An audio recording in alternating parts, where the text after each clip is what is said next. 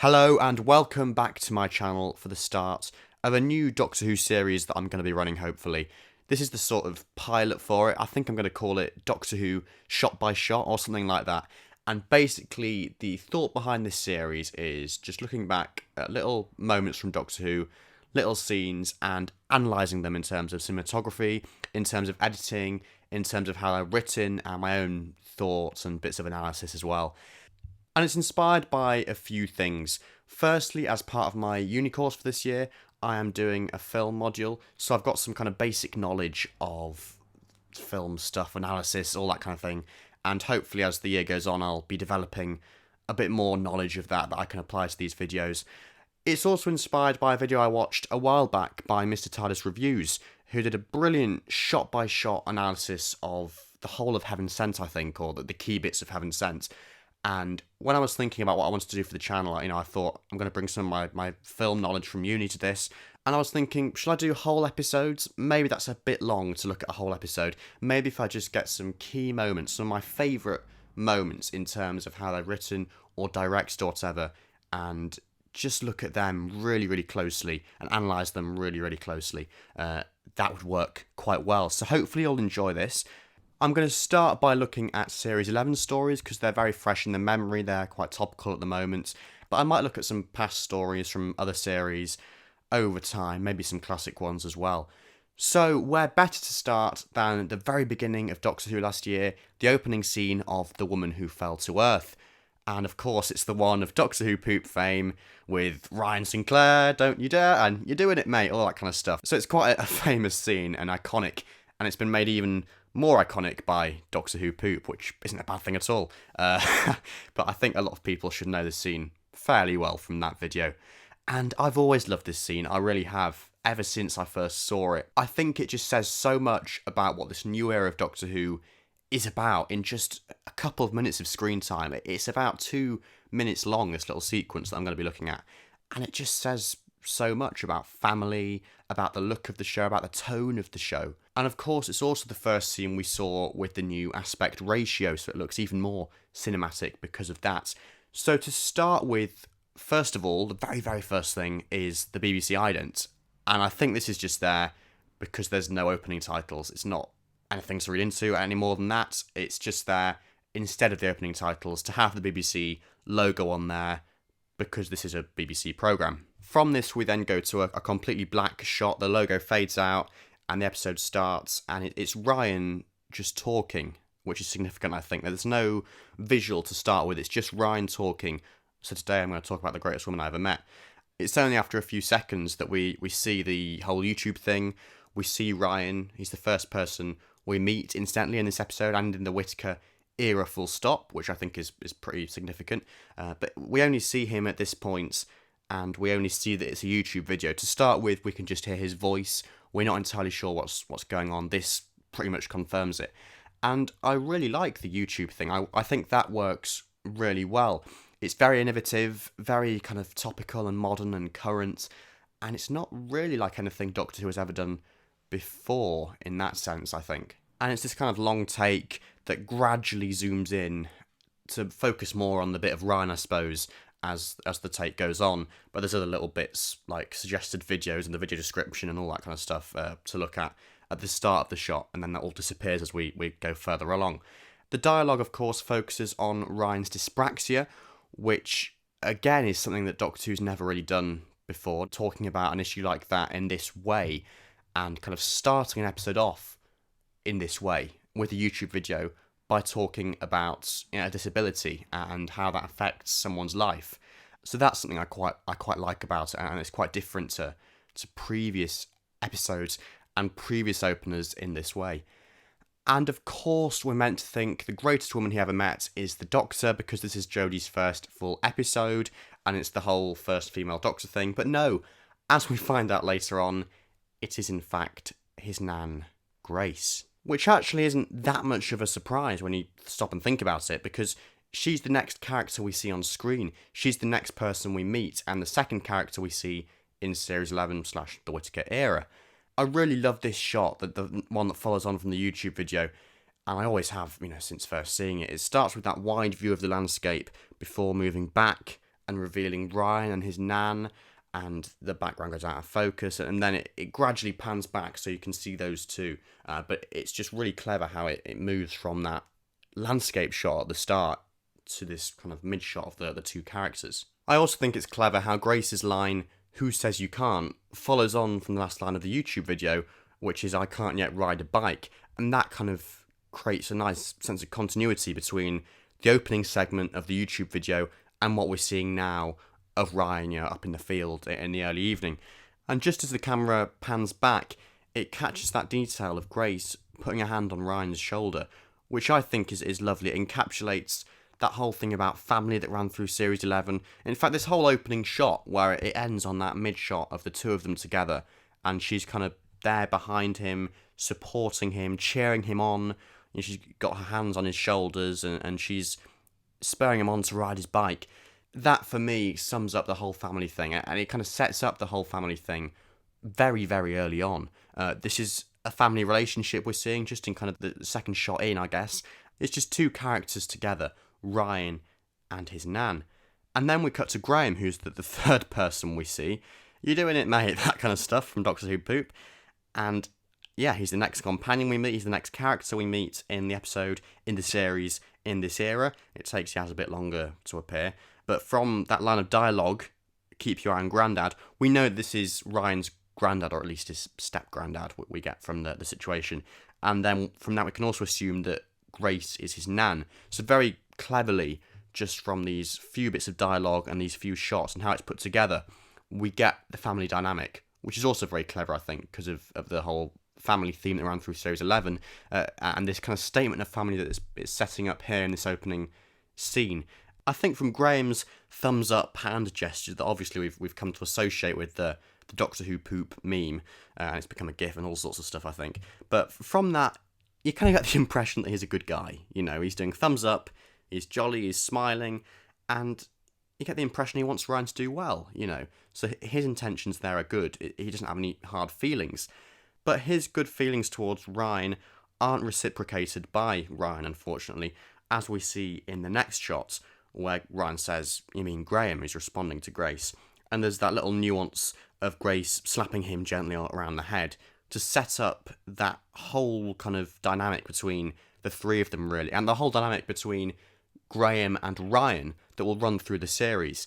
As I was saying about the family theme, you're getting that whole kind of character arc set up here very, very quickly, very efficiently, and it's all being set up with just a few gestures, a few lines of dialogue, a few shots. Very, very clever. Next, we have that kind of countdown cliche thing where it's like 3, 2, 1, go, and for each one you get a different shot to build the tension, the kind of close-ups of Ryan putting his foot on the pedal and his hand on the handlebar, just as he's getting ready to actually ride the bike. And that, the editing accelerates there, you get more shots, and it builds up that tension, so you get the sense that he's about to ride off on his bike. And then the last one is go, said by Grace, and then she pushes him forwards. Again, it's that kind of thing of family, spurring him on, that relationship that they have there, that they're both very close, obviously. And she pushes him on out of the shot as it happens, so he kind of comes forward, behind us. And then we're left looking at Grace, and she's smiling, she's looking proud of her grandson. And that flipping frog necklace as well is here from It Takes You Away. You could only ever know that in hindsight. It's not a detail that you could have picked up on first watch, I don't think. But, if only we'd known at that point to look out for it back then. If only we'd known, but never mind. It's just a nice little thing to have there. Not really relevant to the cinematography or anything like that, but just a little detail. The frog necklace is there. It's the real series arc tying together The Woman Who Fell to Earth and It Takes You Away and all the episodes in between. Then that gorgeous, gorgeous wide shots, one of the widest shots of the sequence, that shows off the landscape, the hills on the horizon, the clouds and the clear sky. And incidentally, just a note about the weather, the time of day that the scene is set.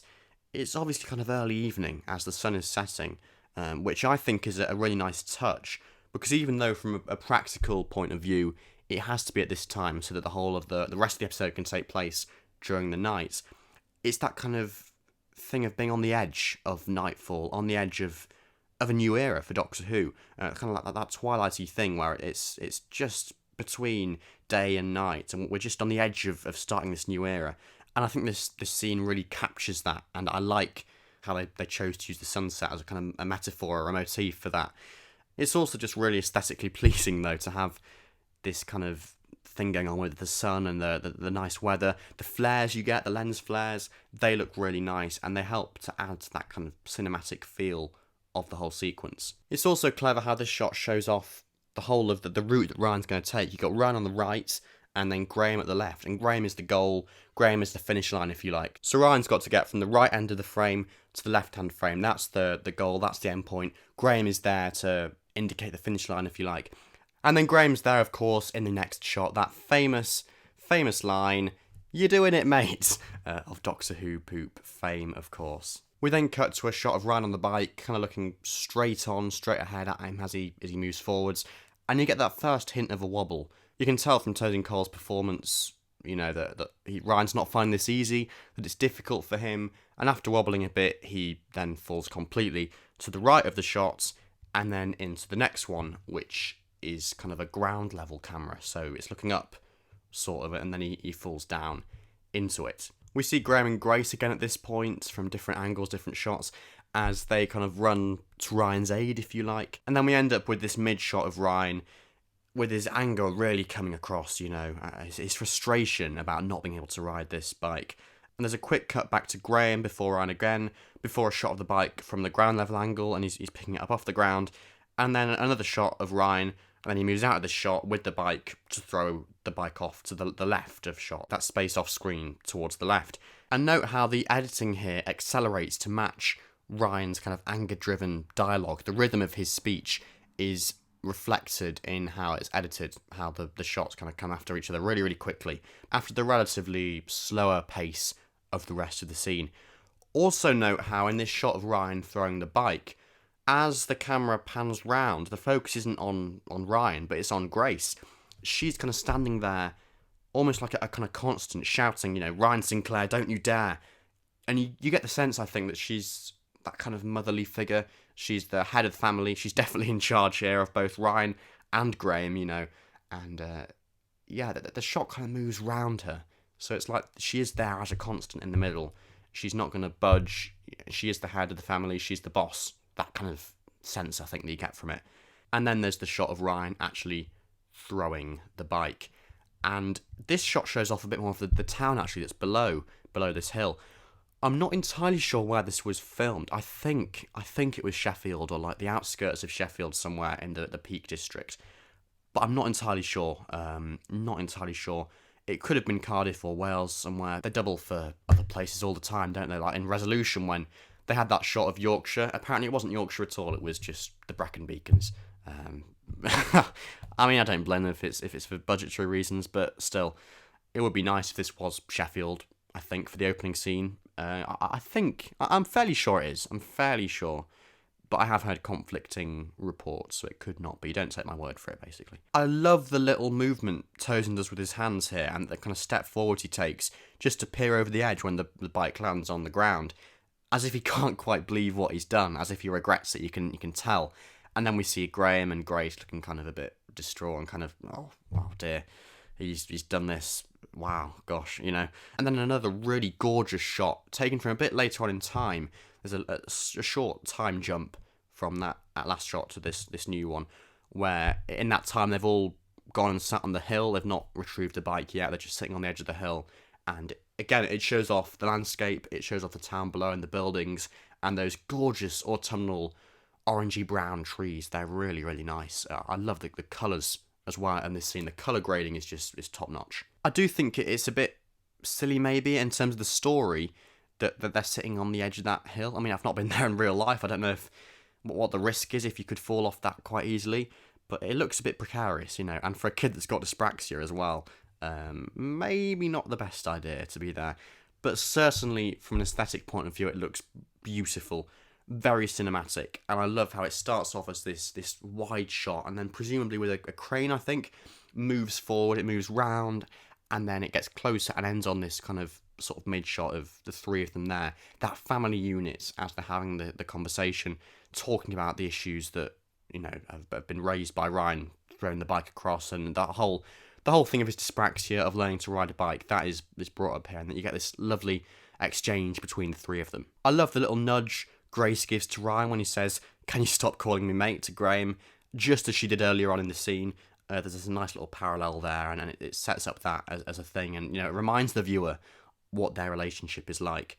And then the lovely lens flare as well, as we get really, really close to them, and the sun, or probably just an artificial light or whatever, is shining into the camera, and it's just that lovely lens flare. Really, really, really beautiful. And then once it's got close enough and Graham and Grace are leaving, we go to a close-up of Ryan, I guess just to confirm that we're going to be focusing on him now.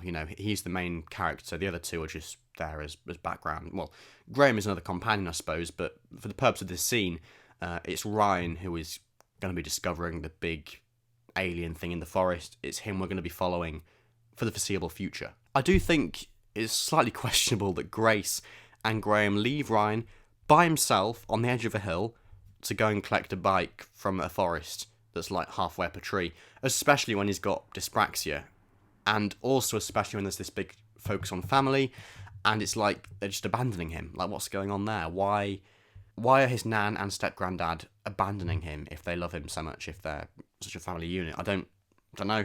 I guess it's just meant to show the conflict, because then we get this lovely moment where Ryan is kind of shaking his head, and that is in response to something Graham says, I think, and it sums up their relationship. How Ryan thinks that Graham doesn't quite get him. He's shaking his head, going, "No, you don't get me." And then after that, there's another short time jump. In this time, Graham and Grace have gone. They've departed. They've left, and it's just Ryan working his way down the hill to go and get the bike, basically. And what I love about this bit, apart from the fact that it's another really lovely wide shot of the landscape with the sun there burning away in the background and the sky beautiful, is how this shot moves down as Ryan moves down the hill. And I think this kind of symbolises Ryan sort of kind of becoming a companion and kind of being lured into this alien world, lured into the Doctor's world, because the forest, compared to the hill, is lower down. It's a different ground level, and the alien thing obviously is in the forest, Tim Shaw's spacey wacy thing. And so it's sort of like Ryan is kind of getting deeper into this world, being engulfed by it, becoming intrigued by it, being lured by it, and it's this kind of other world, this alien world, the world of the Doctor. It's this transition from him up on the hill with his family to the Doctor's world down below, this mysterious place in the forest. It's also the first time we hear music in this shot. The music just comes in at the end of this scene as we move into the next one. There's another low angle sort of shot of the rocks, making them look fairly sinister. And again, as this scene progresses, remember, night is falling, so it's getting darker and darker, in theory, with the whole sunset thing going on. And so there is that sense that things are starting to get a bit more dangerous, a bit more mysterious, what's going to happen next, sort of thing. And the music helps to add to that, and these sinister shots too. And then the very first shot of the next scene is of the ground, of Ryan's feet landing there as he's jumped down from the hill or wherever he's just been on the pathway down. I'm pretty sure this is Cardiff or Wales now. I don't think they'd have gone to Sheffield just to get a forest, but maybe for the higher up bit on the hill. But I think this is a different location. So from a logistical point of view, this is another location, but they kind of try and mask that with Ryan jumping down and that bit of continuity there from him going down the hill to landing on his feet on the forest floor. And that's all. That is the point I'm going to go up to for this shot-by-shot analysis. So thank you very much for watching. I hope it's not been too long, too boring, anything like that. I really hope you enjoyed it and got something from it. Please let me know your thoughts on, well, first of all, the series, the idea of this series that I'm going to be doing, and if you want to see more, and also on this particular scene.